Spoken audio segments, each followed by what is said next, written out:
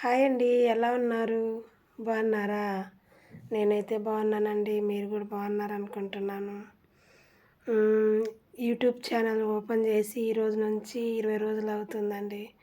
కానీ ఎవరు సబ్స్క్రైబ్ చేసుకోవట్లేదండి. లైక్‌లు కూడా కొట్టట్లేదు. షేర్ కూడా చేయట్లేదు. ప్లీజ్ చేయరా? ఈరోజు టాపిక్ ఏందంటే మంచినీళ్ళ గురించండి. మనం హెల్తీగా ఉండాలంటే ఫస్ట్ నీళ్ళే కదా కావాలి. మనం ఫుడ్ లేకపోయినా ఉంటాం కానీ నీళ్ళు లేకపోతే ఉండలేం కదండి.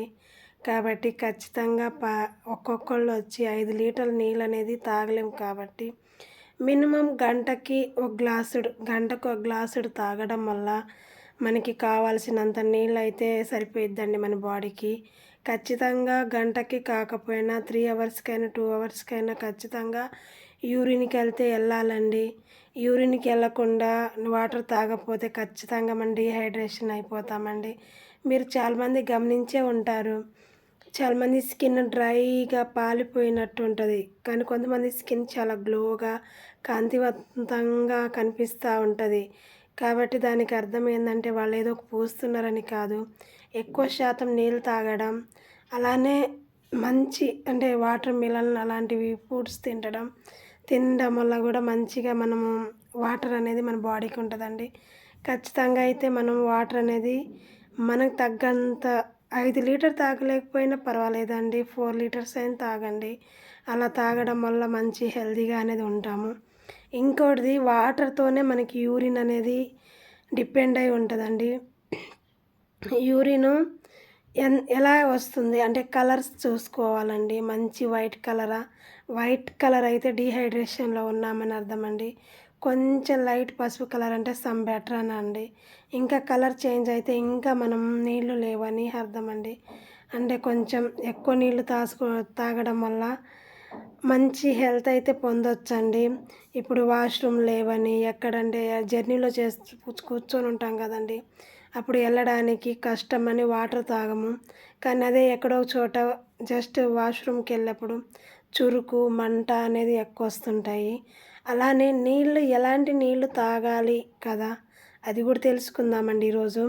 ఎలాంటి నీళ్ళంటే నాకు తెలిసండి విలేజ్ సైడ్ అయితే కొట్టే బోరింగ్ ఉంటుంది కదండీ! బోరింగ్ నీళ్ళు తాగుతారు ఎక్కువ శాతం.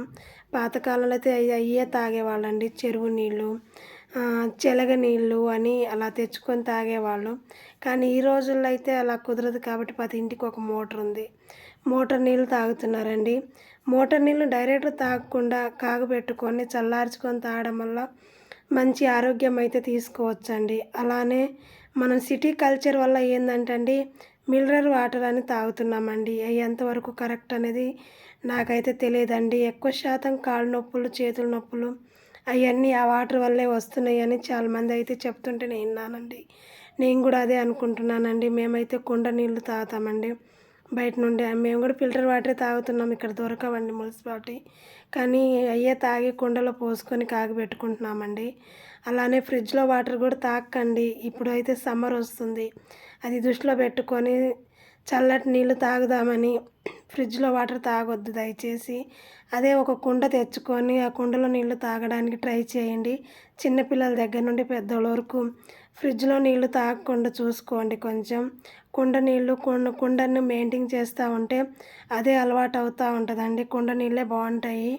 అలానే పర్ డే ఖచ్చితంగా బటర్ మిల్క్ అయినా తాగుతూ ఉండాలి. ముందే ఎండాకాలం వస్తుంది. బటర్ మిల్క్, సబ్జా వాటరు అలాంటివి, లెమన్ వాటరు అలాంటివి తీసుకోవడం వల్ల మంచి హెల్త్ అయితే ఉంటుందండి.